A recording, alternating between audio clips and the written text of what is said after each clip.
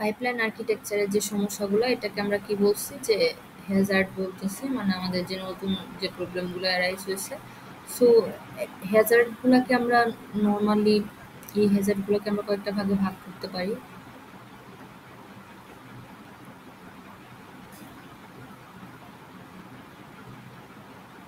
এর প্রথম যে ভাগটা ওটাকে আমরা কি বলতেছি structural Hazard. Structural Hazard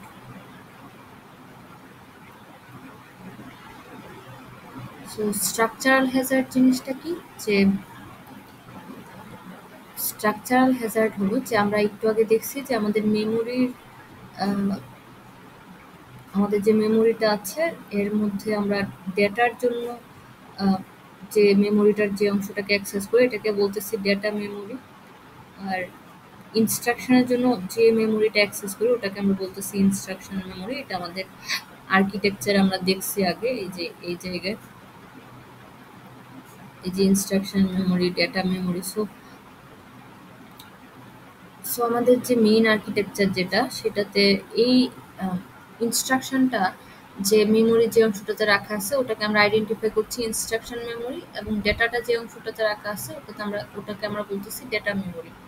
so যেটা হয় যে এই আর্কিটেকচার দেখে মনে হচ্ছে যে দুইটা মনে হয় আলাদা জিনিস, না দুইটা বেসিক্যালি একটা জিনিসই, মানে একটা মেমোরি, কিন্তু দুইটা পোর্শনকে আমরা আলাদা নাম দিয়েছি। যে যে অংশটাতে ডাটা রাখতেছে ওটাকে বলতেছি ডাটা মেমোরি, যেটাকে ইনস্ট্রাকশন রাখতেছে ওটাকে বলতেছি ইনস্ট্রাকশন মেমোরি। সো এই সিম্পল সার্কিটে যেটা হতো যে একটা ইনস্ট্রাকশন পুরোটা কমপ্লিট হওয়ার পরেই আরেকটা ইনস্ট্রাকশন তার কাজ শুরু করতো। সো যখন এই ইনস্ট্রাকশন মেমোরির মেমোরির ইনস্ট্রাকশনের জন্য মেমোরিকে ইউজ করতো তখন ও ইনস্ট্রাকশন ফেচ করতো, আবার যখন ও ডাটা নেওয়ার জন্য মেমোরিকে ইউজ করতো তখন ও ডাটাটা ওখান থেকে রিড রাইট করতো। সো ওর এই দুইটা কাজ আলাদা টাইমে হইতো। যেরকম প্রথমে ইনস্ট্রাকশন ফেচ করতো, তারপর এখানে ইনস্ট্রাকশনগুলো ডিকোড হইতো, অপারেশন হইতো, তারপর ডাটার মেমোরির সাথে ডাটা আনা নেওয়ার একটা কাজ হইতো। সো এই দুইটা কাজ কখনো একসাথে হইতো না। সো মেমোরিটাতে কখনো কোনো কনফ্লিক্ট হওয়ার কোনো চান্স ছিল না। সো পরে যেটা হয়েছে যে যেহেতু মাল্টিপল অপারেশন প্যারালালি আমরা চালাচ্ছি পাইপলাইনের ক্ষেত্রে, যেহেতু মাল্টিপল অপারেশন প্যারালালি আমরা এক্সিকিউট করছি, সো এরকম হইতে পারে যে কোনো একটা অপারেশন এখানে ইনস্ট্রাকশন মেমোরি ফ্যাচ করে ফেলছে, পরবর্তীতে ডেটা মেমোরি অংশও কাজটা করতেছে ওর। সো ডেটা মেমোরি অংশে কাজ করতেছে, তার মানে ও মেমোরির সাথে ইন্টারাকশন করছে, ডেটা রিড রাইট করতেছে। এই এই এই পজিশনে এসে যখন এই জায়গায় আরেকটা আমরা ইনস্ট্রাকশন ফেচ করব, এই 4 নাম্বার ইনস্ট্রাকশনটা ধরি এখানে 3 এর পরে আরেকটা ইনস্ট্রাকশন এখানে আছে। সো এই পজিশনে আমরা এই 4 নাম্বার ইনস্ট্রাকশনটা ফেচ করব। সো ইনস্ট্রাকশন ফেচটা আমরা কি মেমোরি থেকেই করি, মানে ইনস্ট্রাকশন মেমোরি যেটা আমরা নাম দিয়েছিলাম ওটা মেমোরির একটা অংশ বা ক্যাশের একটা অংশ। ওই জায়গায় ওই ক্যাশটার মধ্যে আমরা ডেটাও রাখছি, আবার ওই ক্যাশটাতে আমরা ইনস্ট্রাকশনও রাখছি।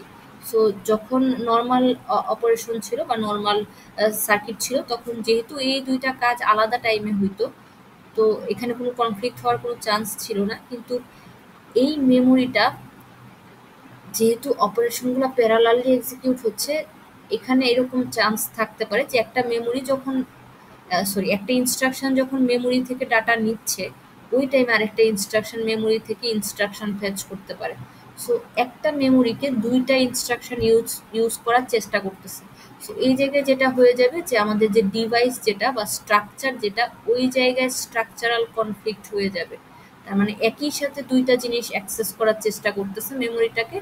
সো এতে যেটা হবে যে এখানে ইনকনসিস্টেন্সি ক্রিয়েট হওয়ার চান্স আছে, বা একসাথে দুইটা জিনিসকে হ্যান্ডেল করার মেমোরির এবিলিটি আছে কিনা এটা একটা কোয়েশন এখানে।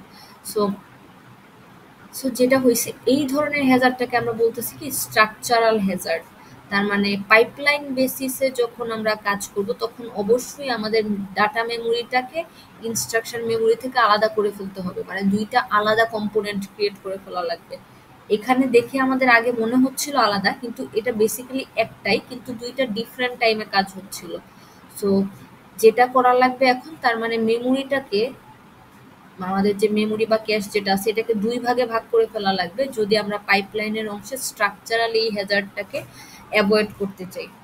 সো এটাই যে এখানে স্ট্রাকচারাল অংশে বলছে কি conflict for use of resource, মানে আমাদের যে রিসোর্স মেমোরি রিসোর্সটা ছিল সেটা একটা ইনস্ট্রাকশন যখন ডেটা ফেচ করতেছে ওখান থেকে ওই টাইমে যদি আরেকটা ইনস্ট্রাকশন ফেচ করে, সো এখানে কি একটা কি হয়ে যাবে যে মানে যখন লোড অথবা স্টোরের কাজ হচ্ছে ওই টাইমে যদি একটা ইনস্ট্রাকশন ফেচ করতে চাই এখানে একটা কি কনফ্লিক্ট হয়ে যাবে। সো ওই ক্ষেত্রে কি আমরা ওই ইনস্ট্রাকশনটা ফেচ করতে পারবো না, কিছুক্ষণ ওয়েট করা লাগবে। তার মানে এরকম যদি হয় যে এই জায়গায় একটু আগে যে উদাহরণটা দিচ্ছিলাম যে এখানে যেরকম এই ৪ নাম্বারে যদি আরেকটা ইনস্ট্রাকশন আমাদের এরকম থাকে, এই লোডের এখানে যদি এরকম থাকে, সো এখানে একটা ইনস্ট্রাকশন যদি থাকে এক্সপ্লোর সামথিং বরাবর এরকম যদি একটা ইনস্ট্রাকশন থাকে, সো ওকে আমরা এই পজিশন ইনস্ট্রাকশনটা ফেচ করব, কিন্তু আবার প্রথম ইনস্ট্রাকশনটা এখানে ডাটা ডাটা মেমোরির সাথে কাজ করতেছে। সো এই জায়গায় রিসোর্সের একটা কনফ্লিক্ট হয়ে গেছে কারণ মেমোরিকে দুইজনে অ্যাক্সেস করার ট্রাই করতেছে। সো তার মানে এই ইনস্ট্রাকশনটা এই অবস্থায় এক্সিকিউট হওয়া শুরু করতে পারবে না, ওকে কিছুক্ষণ ওয়েট করা লাগবে। এই ক্লক পিরিয়ডের পরের ক্লক পিরিয়ডে ও চাইলে ওর এক্সিকিউশন শুরু করতে পারে এই যে এখান থেকে, যেহেতু তখন ওর ডাটা অ্যাক্সেসের কাজ শেষ হয়ে রেজিস্টার অংশে চলে যাবে প্রথম ইনস্ট্রাকশনটা যেটা ঝামেলা করতেছিল। সো ও যেহেতু ডাটা অংশের কাজ শেষ করে রেজিস্টার অংশে চলে যাবে। সো এই অংশে যদি আমরা এই নিচের লোড যেটা ৪ নাম্বার ইনস্ট্রাকশনটা ছিল এটা যদি এই পজিশনে এক্সিকিউশন শুরু না করে ঠিক তার পরের সাইকেল থেকে এক্সিকিউট শুরু করি, তখন আমাদের কনফ্লিক্টটা দূর হয়ে যাবে। সো এই যে একটা সাইকেল আমাদের ওয়েস্ট হচ্ছে বা প্রসেসরকে এই জায়গায় কিছুক্ষণ অপেক্ষা করে বসে থাকা লাগতেছে বা একটা সাইকেলের আমাদের নষ্ট হয়ে যাচ্ছে, এটাকে আমরা কি বলি স্টল হওয়া। তখন আমাদেরকে কিছুক্ষণ স্টল করা লাগবে। কাকে স্টল করা লাগবে? স্টল মানে ওয়েট করা। এই লোড ইনস্ট্রাকশন মানে ৪ নাম্বার যে ইনস্ট্রাকশনটা ও ইমিডিয়েটলি কাজ এখান থেকে শুরু করতে পারবে না, ওকে এই ক্লক পিরিয়ডটাকে অপেক্ষা করে পরের ক্লক পিরিয়ড থেকে কাজ শুরু করা লাগবে। কারণ পরের ক্লক পিরিয়ডে প্রথম ইনস্ট্রাকশনটা রেজিস্টার অংশে চলে যাবে, সো মেমোরিটা ফাঁকা হয়ে যাবে, মানে মেমোরিটা ফ্রি হয়ে যাবে, তখন ও চাইলে ওখান থেকে ইনস্ট্রাকশন ফেচ করতে পারে। অথবা যেটা করা লাগবে আমাদের ডেটার জন্য এবং ইনস্ট্রাকশনের জন্য আলাদা আলাদা মেমোরির স্ট্রাকচার তৈরি করা লাগবে। এই যে এখানে এটাই বলছে যে যদি কোনো একটা load store requires data access, তার মানে তখন ও মেমোরি থেকে ডাটা নিতে থাকবে। ওই হিসাবে ওই টাইমে যদি আমরা ইনস্ট্রাকশন ফেচ করি, সো আমাদের যেটা করা লাগবে স্টল ফর দ্যাট সাইকেল, মানে ওই সাইকেলটা আমাদের অপেক্ষা করে বসে থাকা লাগবে। পরের সাইকেল থেকে আমরা চাইলে আবার ইনস্ট্রাকশনটা ফেচ করতে পারবো। সো আমাদের এখানে যেটা হচ্ছে যে একটা সাইকেল আমাদের ওয়েস্ট হচ্ছে। would cause a pipeline bubble, এটার মানে কি যে মানে পাইপলাইন বাবল একটা convention of use of words, মানে পাইপলাইন বাবল বলতে বোঝায় যে ওই টাইমটাতে মানে ওই ক্লক পিরিয়ডটা নষ্ট হচ্ছে, এই জায়গায় ক্লক পিরিয়ড একটা নষ্ট হচ্ছে, এই জায়গায় একটা বাবল ক্রিয়েট হয়েছে। বাবল ক্রিয়েট হওয়া মানে স্টল হয়ে থাকা বা এই ক্লক পিরিয়ডটা নষ্ট হওয়া, মানে এর পরের ক্লক পিরিয়ড থেকে কাজ করবে। এই ক্লক পিরিয়ডটা এই ৪ নাম্বার ইনস্ট্রাকশনটার জন্য কাজ করতে পারবে না, কারণ এই জায়গায় একই সাথে দুইজন মেমোরিতে অ্যাক্সেস করতে পারবে না। তো তাহলে যেটা করতে পারবে যে পাইপলাইন ডাটা পাতে চাইলে আমরা সেপারেট ইনস্ট্রাকশন আর লোড ইনস্ট্রাকশন আর ডাটার জন্য মেমোরি ইউজ করতে পারি, মানে separate instruction data cash use করতে পারি আর কি, যেটা আমি প্রথম বলতেছিলাম। অথবা একটা সাইকেল স্টল করে বসে থাকতে পারি, পরের সাইকেল থেকে কাজ শুরু করতে পারি। সো যে হ্যাজার্ডটা এখন আমরা দেখলাম সেটা কি স্ট্রাকচারাল হ্যাজার্ড। একটা হ্যাজার্ড আছে ওটাকে কি বলে ডাটা হ্যাজার্ড। সো পাইপলাইনের কারণে ডাটা হ্যাজার্ড যেটা ক্রিয়েট হয় ওটার উদাহরণ একদম আমি প্রথমে যেটা দিছিলাম ওইটা, যে যদি এরকম হয় যে কোনো একটা ইনস্ট্রাকশন আগের ইনস্ট্রাকশনের ভ্যালুর জন্য মানে ভ্যালুর উপর ডিপেন্ড করে। সো আমরা যদি উদাহরণ দিই, একটু আগে যে উদাহরণটা দিছিলাম ওইটাই।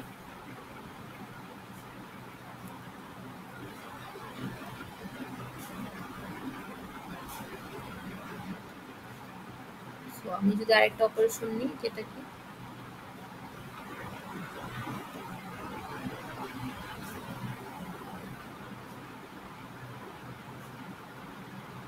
সো এখানে যেটা হচ্ছে যে এই দুইটা যোগ হয়ে এখানে রাইট হচ্ছে, আবার এই x1 এ রাইট হওয়ার পরে যে ভ্যালুটা এখানে আসতেছে, তারপর এই দুইটা যোগ হয়ে আবার এই x4 এ রাইট হচ্ছে। সো এখানেও এই ২ নাম্বার অপারেশনটা এই উপরেরটার উপর ডিপেন্ডেন্ট। তার মানে এই উপরের অপারেশনটা পুরোটা এক্সিকিউশন শেষ হলে এই পুরোটা এক্সিকিউশন শেষ হওয়ার পরে এখানে এটা পুরোটা এক্সিকিউশন শেষ হওয়ার পরে যখন এই ভ্যালুটা রাইট করে এখানে রাইট করে দিবে, তখনই আর পরের ইনস্ট্রাকশনটা এক্সিকিউশন শুরু করতে পারবে, কারণ এই আপডেটেড ভ্যালুটাই পরেরটাতে ইউজ হবে। সো তার মানে এই ইনস্ট্রাকশনটা ইনস্ট্রাকশন মেমোরি ফেচ করে কাজ শেষ করে যখন ডেটা মেমোরিতে যাবে, ইনস্ট্রাকশন মেমোরির কাজ শেষ হওয়ার পরে যখন ইনস্ট্রাকশন ডিকোড অংশে যাবে, তখন আমি কি পরের ইনস্ট্রাকশনটা এক্সিকিউশন শুরু করে দিতে পারবো না। কেন শুরু করে দিতে পারবো না? কারণ যদি আমরা শুরু করে দিই, কি দেখা যাবে যে এই প্রথমটা যখন ইনস্ট্রাকশন ডিকোড করে এএলইউ বা এক্সিকিউশন অংশে চলে গেছে, তারপর পরবর্তীতে কি করবে যে এই এক্সিকিউশন অংশতে যাওয়ার পরে যে ভ্যালুটা আসবে ওইটাই আমরা রাইট ব্যাক করে দিব কোথায়, এই রেজিস্টারে। সো যেটা হবে যে এই অংশে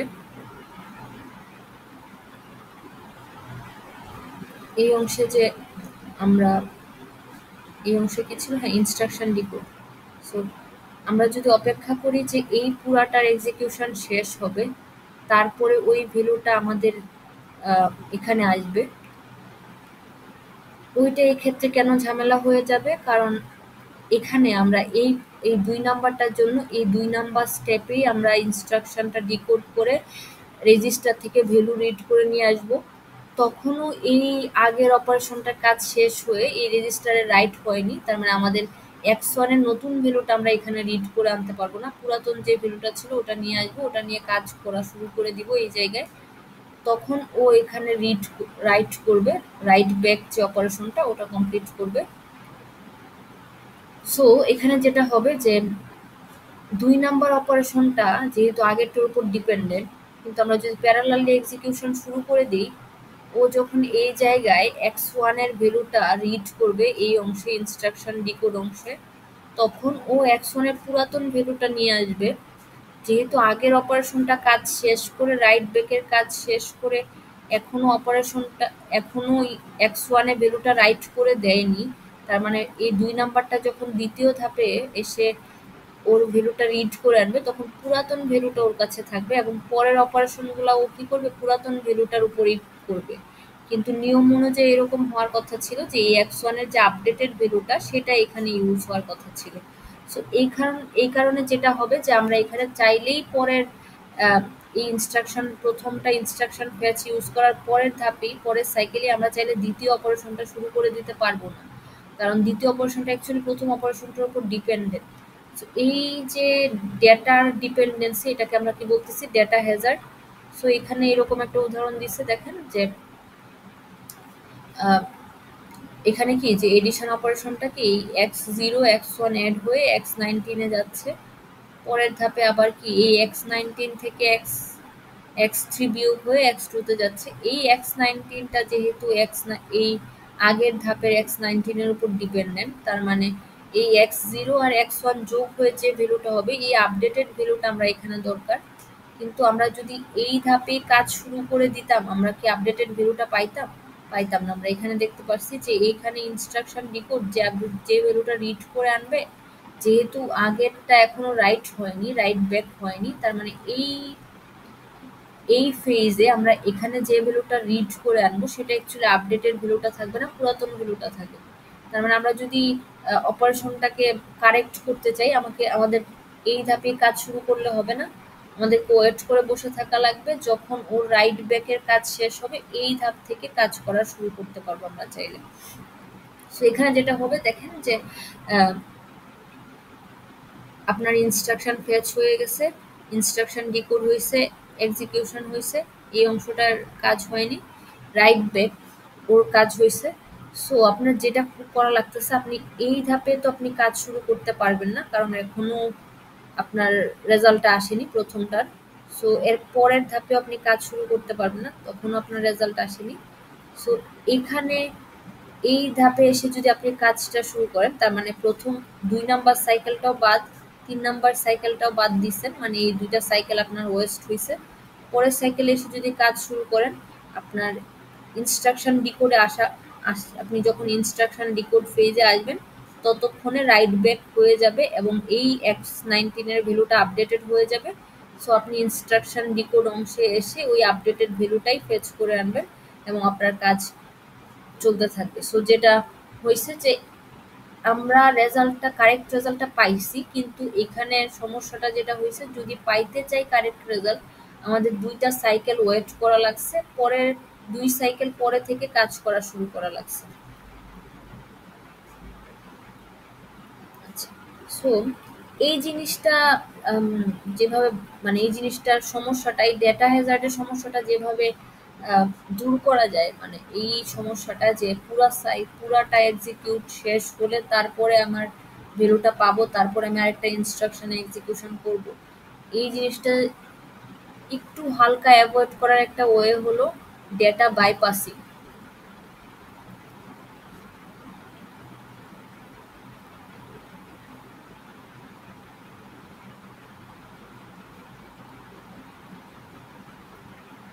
ডেটা বাইপাসিং নাম থেকে বুঝতে পারতেছে সামহাও আমরা ওই রেজাল্টটাকে আগেই বাইপাস করে ফেলবো, পরের ধাপগুলোর জন্য অপেক্ষা করব না।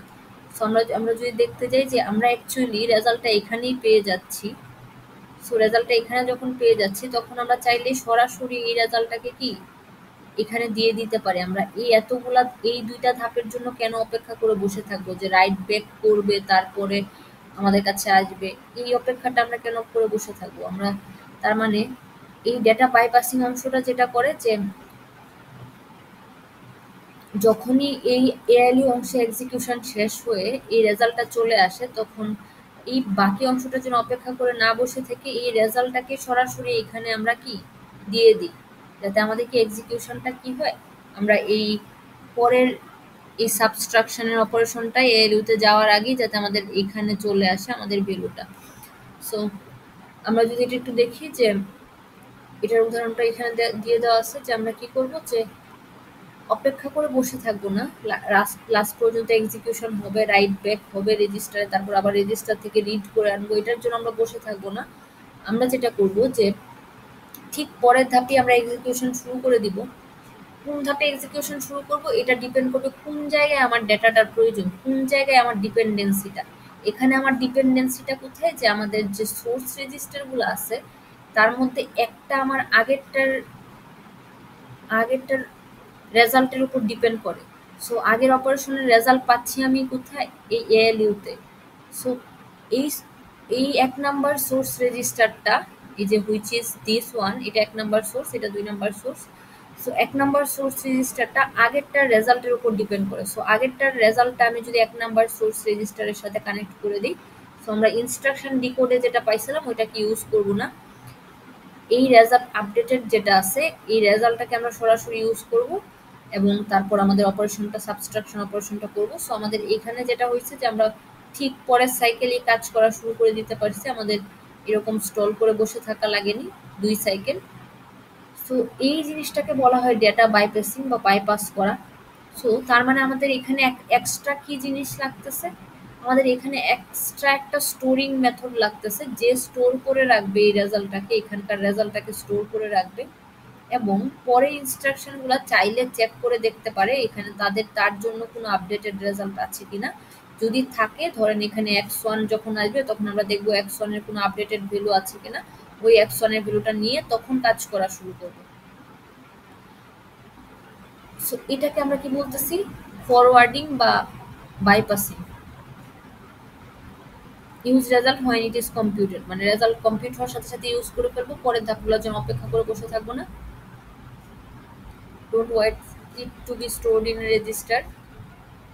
সো কি রিকোয়ার হচ্ছে আমাদের এক্সট্রা কানেকশন, তার মানে এই জায়গায় আমাদের একটা কি এরকম একটা কানেকশন ক্রিয়েট করা লাগবে যাতে করে আমরা ডেটাটাকে এইখান থেকেই পড়ে ফেলতে পারি। এই রাইট ব্যাক হয়ে রেজিস্টারে যাবে, তারপর রেজিস্টার থেকে আমি ডিকোড করব বা ফেচ করব, এটার জন্য অপেক্ষা করে বসে থাকবো না। সরাসরি যাতে আমাদের সোর্স পার্টটাতে, এখানে যেহেতু সোর্স 1 নাম্বার সোর্সে আমাদের লাগবে, সো 1 নাম্বার সোর্সে যাতে চলে আসতে পারে এই জিনিসটার জন্য আমার একটা কানেকশন লাগবে। এইটা আমরা এই কানেকশনটা বা এই এক্সিকিউশনটা বা ইমপ্লিমেন্টেশনটা আমরা যেটা দিয়ে করব সেটা কি, সেটাকে বলা হয় রেজিস্টার। এখানে আমরা একটা এক্সট্রা রেজিস্টার রাখবো যে স্টোর করে রাখবে ইনফরমেশনগুলা। সো তার মানে প্রত্যেকটা ধাপের পরে আমাদের একটা রেজিস্টার লাগবে যে ওই ধাপের রেজাল্ট বা ওই ধাপের ইনফরমেশন গুলো স্টোর করে রাখবে। এই রেজিস্টার গুলোর কি আলাদা আলাদা নাম আছে, সামনে আমরা দেখবো। এই এই জিনিসগুলো আমরা একটু ডিটেলসে দেখবো যে কোনটা কোন জায়গায় কি কি ইউজ হয় এই ডেটাগুলো স্টোর করে রাখার জন্য বা বাইপাস করার জন্য।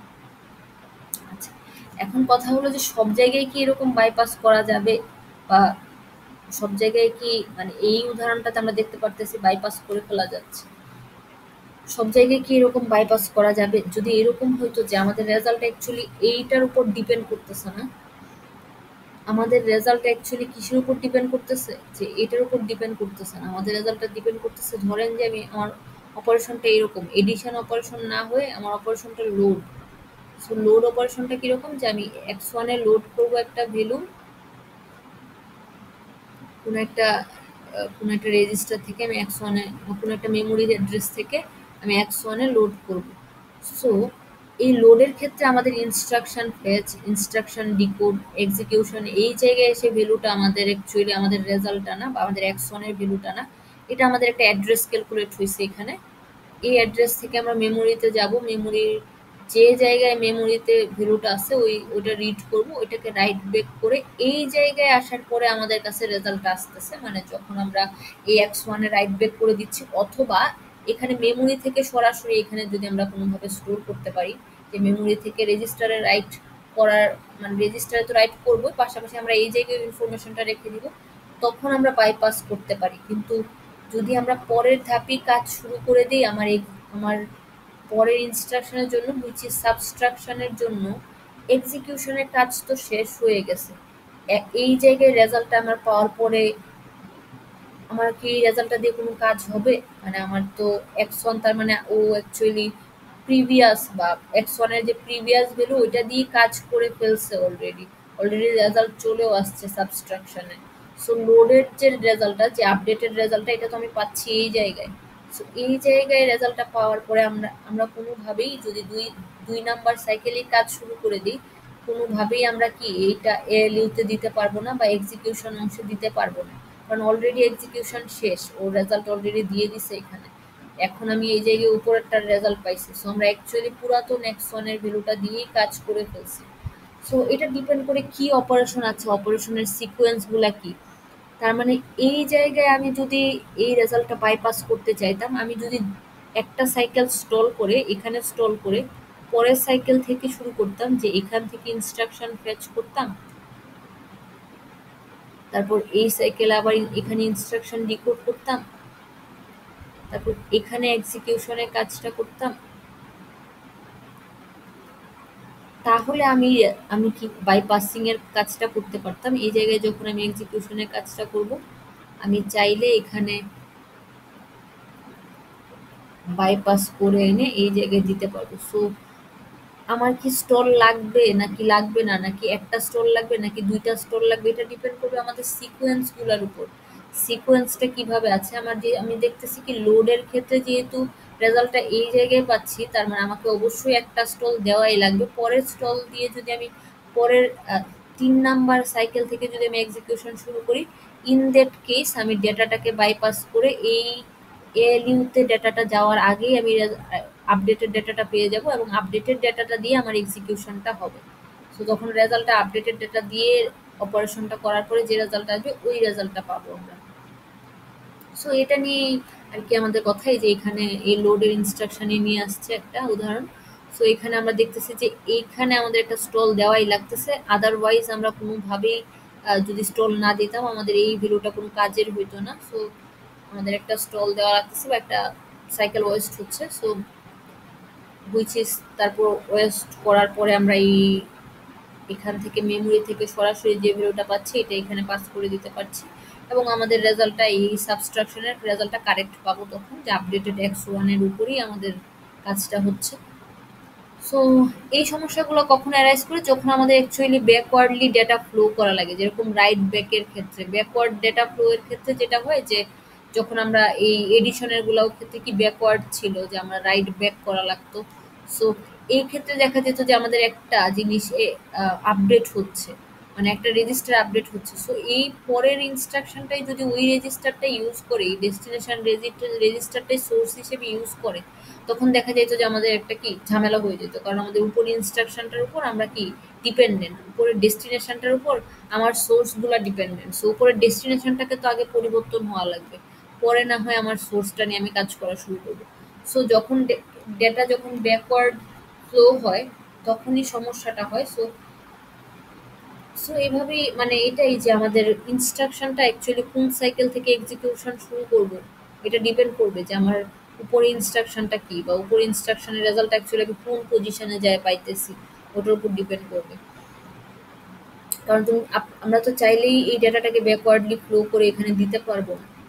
আই মিন আপনার যদি এই যে একটু আগে যেরকম দেখাইলাম যে আমার যদি এই জায়গায় অলরেডি রেজাল্টটা চলেই আসছে, আমি তাহলে আর এই রেজাল্টটা দিয়ে আমার আসলে কোনো কাজ নাই। এটা তো আমি চাইলেই আবার এই এএলইউতে ইউজ করতে পারবো না, এই অপারেশনে বা এক্সিকিউশনে ইউজ করতে পারবো না। কারণ এই এক্সিকিউশনের রেজাল্ট অলরেডি আমার কাছে চলে আসছে, আমি তো আর ডেটাটাকে পিছনে পাস করে দিলে কোনো লাভ নেই পরে এসে। কারণ এই এক্সিকিউশনের টাইম ফ্রেমটা অলরেডি কি ওভার হয়ে গেছে, এক্সিকিউশনের টাইমটা ওভার হয়ে গেছে, এখানে রেজাল্টও চলে আসছে, তখনই আবার উপরেরটা রেজাল্ট আসছে। So that time frame is similar, so we can not use that value for the second operation. So এই জিনিসগুলো একটু চিন্তা করা লাগবে যে আমার আগের অপারেশনটা কি আছে, ওর রেজাল্ট আমি কোথায় পাচ্ছি, সো ওইখান থেকে কি আমি কোনোভাবে বাইপাস করতে পারবো, ঠিক কয়টা কয়টা স্টল আমার দেওয়া লাগবে, বা কয়টা সাইকেলকে আমার ওয়েট করানো লাগবে, কয়টা সাইকেল পরে আমি শুরু করতে পারবো, এই জিনিসগুলো চিন্তা করে, বা কয়টা স্টল দেওয়া লাগবে বা কয়টা সাইকেল পরে শুরু করতে পারবো, এইভাবে চিন্তা করে করে আমাদের অপারেশনগুলা করা লাগবে আর কি। সো পাইপলাইনের এই সমস্যাটা যে এই ডেটাগুলা যে একটা আরেকটার উপর ডিপেন্ড করতেছে, বা এই ইনস্ট্রাকশনগুলো যে একটা আরেকটার উপর ডিপেন্ড করতেছে, এটার কারণে কি আমাদের এরকম হইতে পারে যে আমরা প্যারালালি অপারেশন এক্সিকিউট নাও করতে পারি, কিছু সাইকেল আমাদের মিসও যেতে পারে, কিছু সাইকেল পরে আমাদের কাজ শুরু করতে হইতে পারে। সো সেটাই যে আমি যেটা বলতেছিলাম যে আমাদের অপারেশনগুলা মানে আমরা কত সাইকেল পরে শুরু করতে পারবো সেটা ডিপেন্ড করবে যে আমাদের সিকোয়েন্সগুলা কি। যেরকম একটু আগে এডিশন ছিল দেখি আমরা পরের সাইকেলই শুরু করে দিতে পারতেছি, ডেটা বাইপাসিং করে আমাদের কাজ হয়ে যাচ্ছে। কিন্তু এখানে লোড আসছে দেখে আমরা ঠিক পরের সাইকেলে শুরু করতে পারছি না, তার মানে এখানে সিকোয়েন্সটার উপর ডিপেন্ড করবে, কারণ লোডের রেজাল্টটা অনেক পরে পাচ্ছি। সো লোড যদি আমার ইমিডিয়েট উপরে থাকে এবং লোডের উপর যদি আমি ডিপেন্ডেন্ট হই, তার মানে আমাকে একটা সাইকেল স্টল করাই লাগতেছে এই জায়গায়। সো তার মানে কি আমরা সিকোয়েন্সগুলো চেঞ্জ করে আমাদের আম, এই যে স্টল করা বা এই যে সাইকেলগুলো মিস হয়, এটা কিছুটা কি সিকোয়েন্সগুলো যদি আমরা কোনোভাবে রিঅ্যারেঞ্জ করে, আমাদের রেজাল্টটা চেঞ্জ হবে না এরকম ভাবে যদি আমরা রিঅ্যারেঞ্জ করতে পারি, তার মানে আমাদের ওই ক্ষেত্রে দেখা যাবে কি আমাদের এই স্টলগুলো আমরা চাইলে কমাইতে পারবো। সো এরকমই একটা প্রসেস আমি নিচে আলোচনা করবো আর কি এখন।